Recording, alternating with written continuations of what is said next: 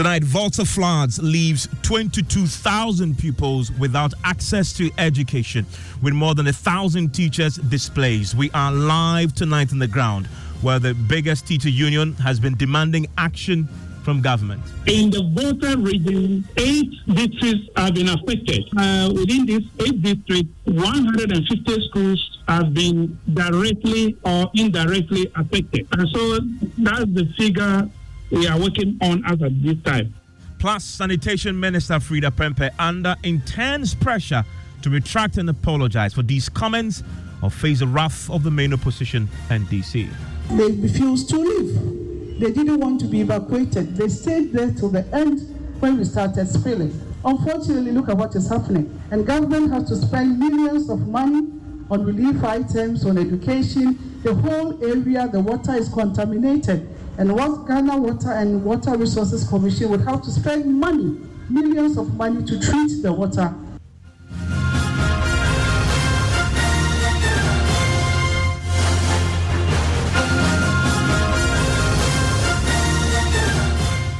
This is Top Story with Evans Mensah.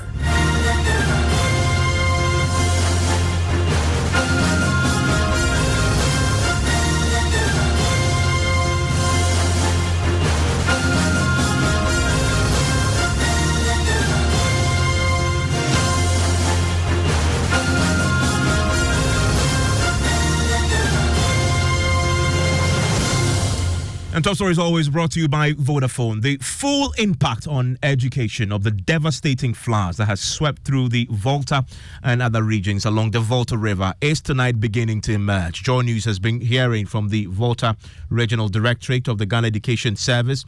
More than 22,000 pupils have been left without access to education, with over 1,000 teachers also displaced. The biggest teacher union, NAT, has today also been criticizing government intervention to deal with the education crisis triggered by the floods. More from NAT shortly, but first listen to the Volta Regional Director of Education, Francis Yao Agbemadi. In the Volta region, 8 districts have been affected. Within these 8 districts, 150 schools have been directly or indirectly affected. And in terms of the number of pupils, we have about 32,379 pupils who have been directly or indirectly affected. When we look at the number of teachers who have been directly or indirectly affected, we have 1,288. And so that's the figure we are working on as at this time. Well, it's been a number of weeks now. I'm wondering, this over 22,000 pupils, what's happening to them? Are we providing lessons? What exactly has education come to a standstill altogether in the communities? We have a short-term and long-term solution to the problem. As a short-term measure, those schools that have been completely submerged and the children are no longer accessing teaching and teaching, we have arranged for those schools to run shift with their counterparts in the nearby schools. For instance, in Sogakope, we have 2 schools submerged. Sogakope RC Basic School and Sogakope St. Kunebeto RC Basic School. And we have arranged for the RC Basic School to run shift with Sogakope Presby Basic School, while Kunebeto Basic School runs shift with Agopo DA Basic School. We want to replicate the same system in Mepe and Bato area. In addition to that, there are. Do you know exactly when that will be replicated? Because it appears that you are now planning to. No, we have informed the district director, and very soon, by next Monday, I think they will start. Then, besides that, some of the communities who have also been submerged are seeking shelter with families and friends. Okay. And so those children who are seeking shelter with families and friends in neighboring towns, they have been, or we have directed, the district directed to ensure that those children join lessons in those nearby towns. I want to bring in my colleague, Carlos Caloni. He's been on the ground assessing this particular situation for us tonight. Carlos, have you been to some of these schools? What is the actual situation? Describe for us what you see. All right, Evans, I've been to a number of these schools from the North Tongu area to the South Tongu through to the Central Tongu area. In North Tongu, for instance, the RC Basic School is being used as a safe haven, which means that students cannot have classes at a particular school.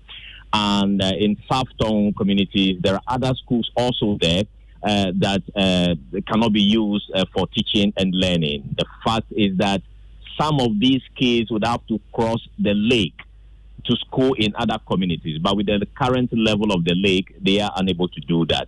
This afternoon, I spoke with a 16-year-old girl who told me for the past 2 weeks she has not been to school. And so it's a serious situation. If you go into the communities, you find these kids loitering about, Evans. And have you seen any intervention to try and deal with this problem? Well, you know, Evans, we told the story of a 20-year-old girl in Mepe at the St. Kizito that actually was using her time there to teach these kids. This morning, she told me actually that some books have been provided, and also about 20 of other teachers have been recruited to join her in that effort at that particular school. So yes, some effort is being made, but across these affected areas, I can tell you for a fact that the problem is huge, and something needs to be done. And let's get a sense of this. Let's bring in Reverend Dr. Isaac Owusu. He's the president of the Ghana National Association of Teachers. Dr. Owusu, thanks for your time here on Top Story. Thanks for having me, Evans. Talk to me. What are your members on the ground there telling you about the impact of the floods on education and the pupils they regularly will teach? Well, Evans, thank you very much for the opportunity. And let me say very good evening to your cherished viewers. First of all, let me commensurate with the people of North Tongue and Central Tongue and Karachi East and Karachi West, most especially our teachers. Yesterday, the leadership of NAT, led by myself and General Secretary, we were in the Mepe to see things for ourselves. And if I can tell you that what we saw yesterday, the situation is very bad. Teachers have lost all their belongings. We met a head teacher who couldn't take even one item from his house. And this head teacher is now sleeping in his school office. And in that small room, he told us about 18 people are using the head teacher's office. 18. So the situation is bad such that if we don't act fast, it is going to affect the people in the long way round.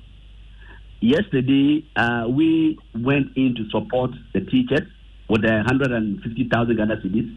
Luckily for us, we got the notice that the Minister for Education and his deputy and some entourage were in town. So they had the opportunity to meet the teachers themselves. They also went round, were told they went round to see things for themselves. And so we are calling on the ministry together with GES to, with immediate effect, put in place measures that can help their teaching and learning within these affected areas. In other words, from what you're seeing on the ground, the teachers are unable to teach, the kids are unable to go to the classrooms, and so they've been left in the last 2 weeks at least without education. Exactly. It is only at St. Kizito where we met a secondary school leaver, a 19 or 20-year-old girl who has volunteered to engage these young children. But for us, we feel that that is not the appropriate measures.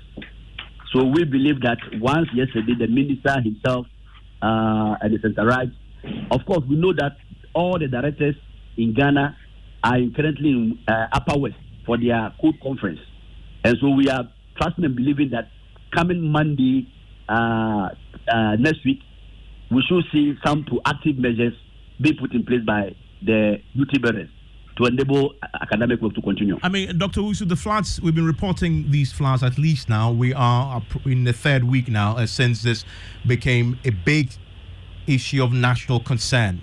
You're saying to me from what you're hearing from your members and what you saw that we still do not have a coordinated program intervention to bring education to those who are currently affected, who don't have access to that, because of course we know their colleagues across the country may now be gaining advantage, and education is a challenge even already without floods. You're saying that after all these weeks we still don't have that? Even so far as we are concerned, yesterday when we went there wasn't any plan or measures put in place. That is why. Hello, Dr. Usu. Hello, Dr. Usu. Can you hear me now? I can, yes. Yes. I was saying that so far as we are concerned, yesterday when we got there wasn't any measure put in place by either GES or the Ministry of Education. Of course, it was only yesterday that they themselves went to the site to see things for themselves. Please stay with me. I mean, let's get some answers. Let me bring in the spokesperson for the Education Ministry, Mr. Kwesi Kwarteng. Mr. Kwarteng, thanks for your time here on Top Story. Yeah, Evans, thank you, and a very good evening to you and your listeners. Great to have you. What do you say to the NAT president recounting what they witnessed on the ground? That it's been at least 2 weeks, and they still haven't seen the coordinated effort to deal with the education crisis triggered by the spillage. Evans, I mean, I will take it from a different angle, because it appears like, I mean, sometimes when there are challenges like this, instead of having a holistic conversations about it dispassionately and resolving it, I mean, sometimes you may be interested in asking leading questions that provide some answers to indict and blame, and you have the Ministry of Education countering and counter also from NAT, and I'm sure the media enjoys it. That's not why I will come from. Because in the first place, if there is no any coordinated attempt, you just play the voice of the original director of GS, where he spoke about even the fact that they have been able to gather data, the fact that they are also tracking some students who are living even within their communities. Even he spoke of some safe havens, and the fact that there are even some schools that they are even running safe systems. Of course, we need to, augment the efforts by all stakeholders, being VRA, being NADMO, being the Ghana Education Service or the Ministry of Education. But to suggest that there has not been any coordinated effort, I don't think it's helpful at this point. Has there been a coordinated effort at the highest level, say from your end, that trickles down to these communities? And specifically, what is it? That's what I'm saying, that if there has not been any coordinated efforts, in the first place, the data that you had, which obviously is to inform decision making, wouldn't have even been provided in the first place. Again, yesterday, the Minister for Education himself, of course, with his entourage and the entire Parliamentary Select Committee on Education, together with the regional, political leadership and all the stakeholders, visited the place. Yesterday, during our visit, if you look at the component or the people that the minister moved with, we moved with the FPMU, which is the Funds Procurement Unit of the Ministry of Education. We moved with leadership of the Ghana Education Service, leadership from the Free SHS Secretariat, GTEC, Get Fund, NASIA, NACA, and all other relevant stakeholders under the Ministry of Education. What do you think was the purpose of that? Obviously, to assess the situation themselves and provide solutions based on what the intervention the various agencies of the Ministry of Education can provide. Indeed, it is not even the Ministry of Education alone that at the end of the day will have to resolve all these matters. Obviously, we may have to collaborate with other institutions. I am not a disaster expert, but Evans, you agree with me that when a disaster or such an unforeseen contingent like this strikes, our first and basic aim is to save lives and maybe properties. It is after that we may be looking at, getting, for instance, alternative ways of education for our students.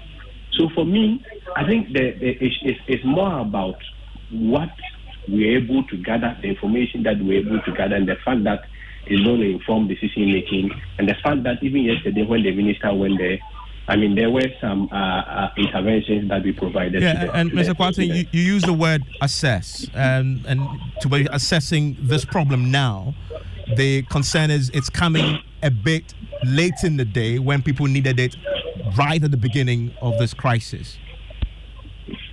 It still takes us to, the strenuous effort or the attempt to also make it like the usual PR and media discussions that we have, where we generate the buzz. We don't really solve the problem. At the end of the day, we generate the trends and the media get excited. I won't go on that line. Because for me, when we went to Mepe, Mepe, and we went to Bato, we saw displaced students. We saw displaced communities. We saw a whole lot of communities that were displaced, and at the end of the day, have to convert classroom blocks to accommodation facilities.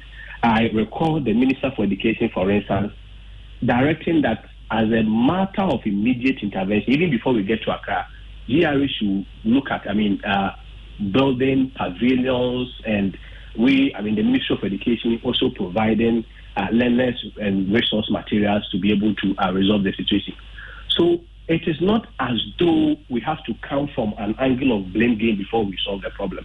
Yes, there was a disaster. Yes, there was an unforeseen contingent.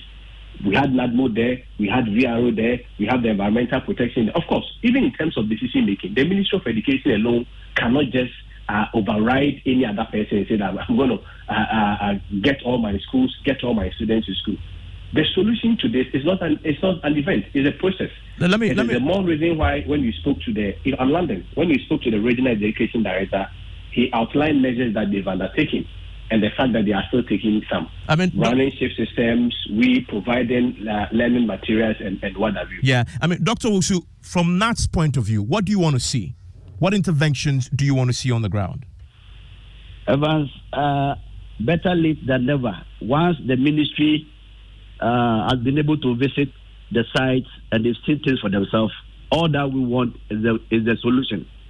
And we believe that at least from next week, we should be able to see measures put in place to bring back academic work. That is all that we are calling for. And Mr. Kwarteng, what assurances can you give as far as that? Yeah, obviously, it is the more reason why the Minister for Education went there. But, Evans, I pray you are able to get to the place and assess the impact for yourself. For instance, you see a community school that has been taken over by these displaced victims. Are you just necessarily going to say that you are going to get them? Obviously, you have to look at alternative solutions. Yeah, so that's what I'm asking. For Education was talking about pavilions. Yes, those displaced students, those affected students, we went there, assessed the impact, and we are going to provide solutions to them. Okay, but of course, do you have an idea yet? Collaborative efforts of everyone, including even the media. We need NAT on board. We need everybody on board. And the assurance we are giving Ghanaians is that just like we've already started resolving most of the challenges there with regards to the shift systems. Yesterday when we went there, we provided about 450 bags of rice. As a very immediate response to their immediate needs. We provided some learning materials. A lot is also going to go. Even before and even after the water receipts. We are still working to make sure that FPMU and other relevant agencies takes over. Okay. Thank you very much. That's Mr. Kwarteng there. He speaks for the Education Ministry. I want to bring in Samuel Okudita Blakwa, whose constituency is one of the worst hit. Joins us on the line right now. Mr. Blakwa, thanks for your time here on Top Story. One of the things we haven't explored as much is the impact on education. We've just been getting a picture of this. The ministry says, well, they are now done the assessment. They are going to be rolling out interventions. What's the situation with education in your constituency? Good evening, Evans. The 21 camps in my constituency all camps in schools. So as long as these displaced persons have to seek refuge in schools, education will be affected. And that's why I have been emphasizing that the continuous use of schools as camps is the fundamental issue. We have to address that fundamental issue, because as long as these schools are being used as camps, the schools cannot be free for children to return and for academic work to resume. So what is the arrangement? And I think that this matter goes beyond just the education ministry. The president, the central government, will have to provide an immediate resettlement plan. My people will have to be relocated. And that's why when the president came here and met the chiefs in their welcome address pleaded with the president that our constituency is not too far from Saglemi, a 30 minutes drive. Saglemi housing is wasting away. I mean, government can have all of these issues, all of these concerns. I mean, people are being prosecuted. They should go ahead and do that.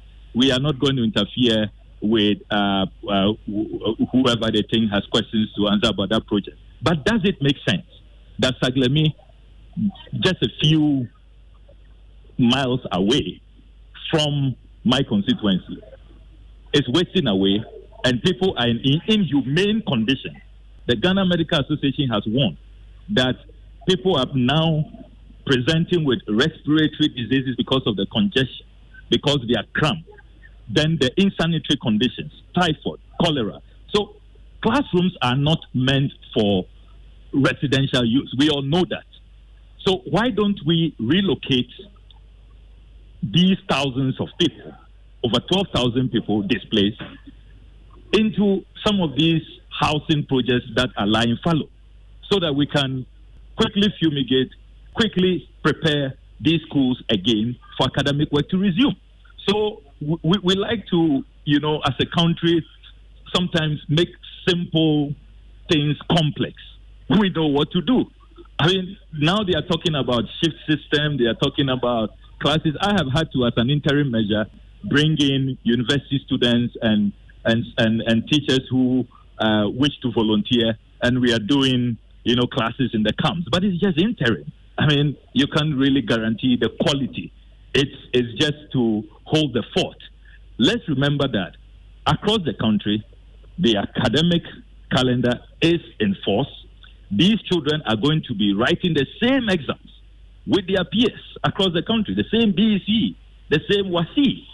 So I expect the central government to quickly address the issue of resettlement. As long as we are using these schools as camps, education will remain a challenge. The solution is not distributing TLMs or talking about some shift system. Even the health of the children in some of the, there are few of the schools that they are using half of the school for a displaced camp, and then the other half for the resumption of academic work, and they're asking them to run a shift system which we abolished many years ago. But there are health implications. I mean, the GMA has warned that because of the numbers, the lack of sanitary facilities and all of that, why do we want to, compel children to return to school under these conditions? I mean, thankfully. So I think that there's a fundamental solution government is refusing to confront. And that solution is resettle the people. Yeah, and thankfully, the Volta Regional Minister joins us now. And Dr. Archibald Letcher, thanks for your time here on Top Story. It's been quite some time now since the flood started. What's the resettlement plan? Hello. Thank you, Vance. I think the plans are being discussed and developed. But for now, we are very thankful to God that the water levels have begun reducing. But for the meantime, we have the safe havens that we are where we are keeping the displaced people. And many of them are also with their families. Some have been sent to nearby towns and so on. But the resettlement plan is being discussed, and very soon it will be unfolded. So there will be resettlement? Yes, yesterday we were with Honorable Kujeto Ablakwa, where we discussed with the education minister, they need to provide facilities for kids to go back to school, because some of their facilities are occupied by displaced people. Some of the facilities are being used as safe havens. But the children must go to school.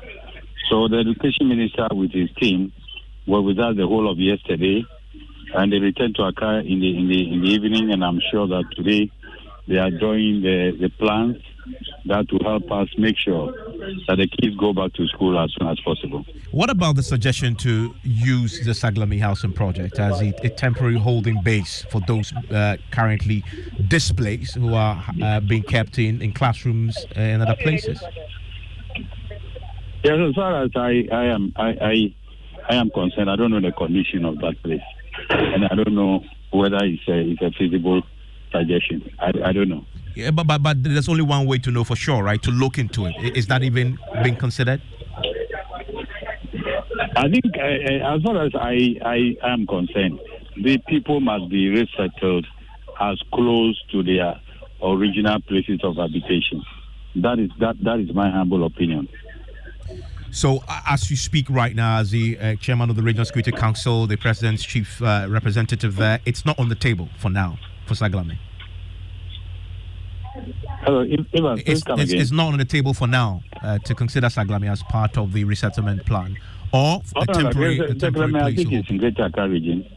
It's a national asset, and those responsible would take the decision at the appropriate time. But for me, as far as the Volta Regional Security Council is concerned, or the Volta Regional Disaster Management Committee is concerned, we want the people settled very close to where they live.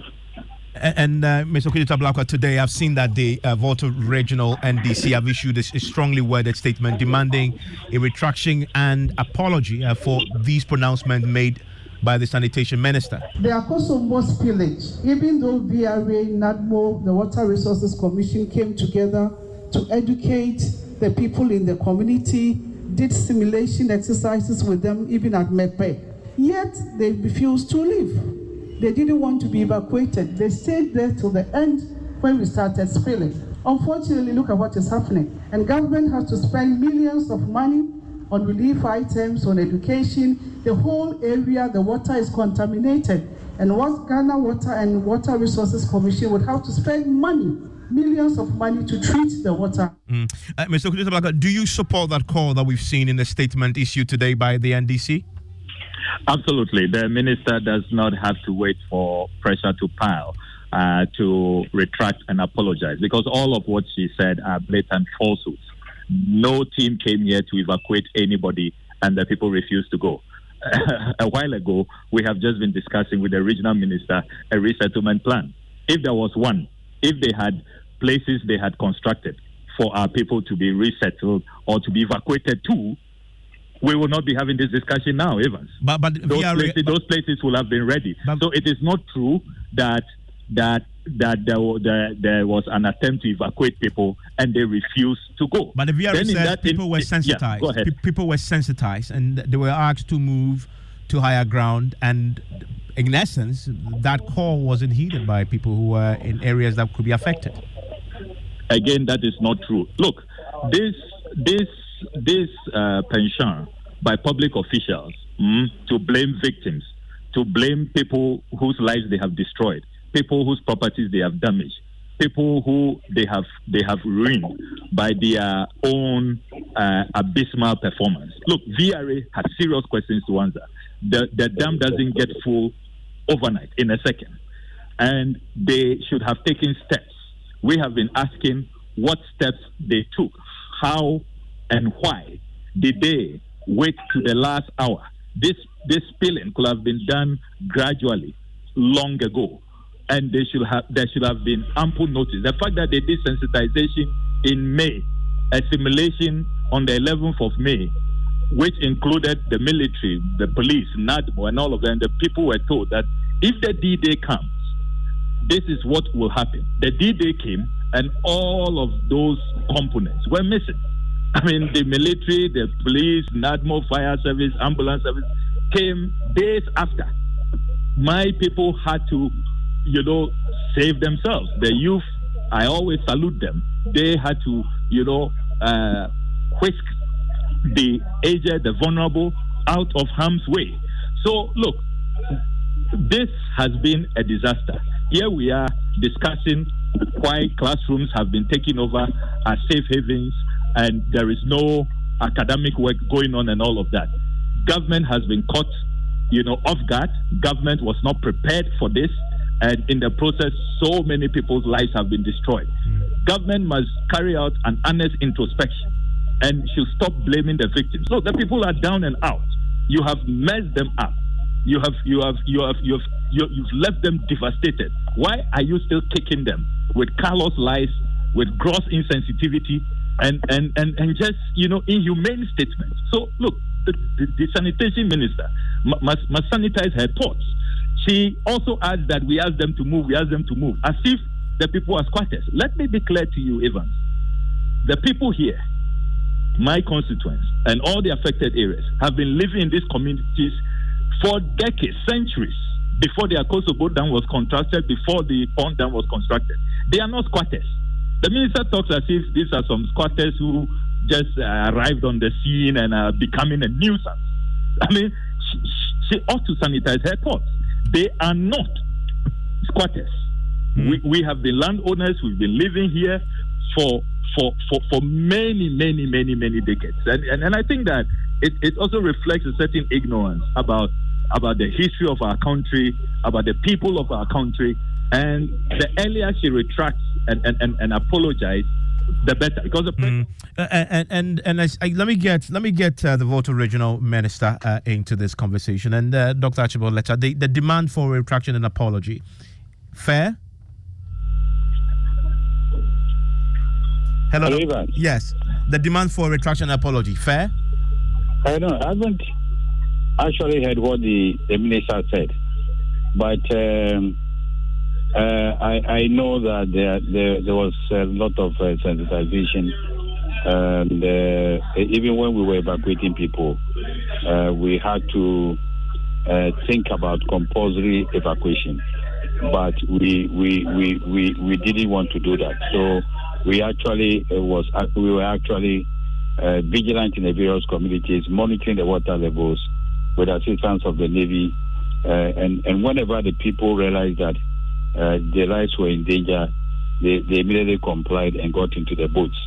The women and the children were evacuated quite early, but many of them stayed back to protect their properties. And until they realized that their lives were in danger, some were not willing to get into the boats. But we had time, we had patience for them, and at least we are proud to say that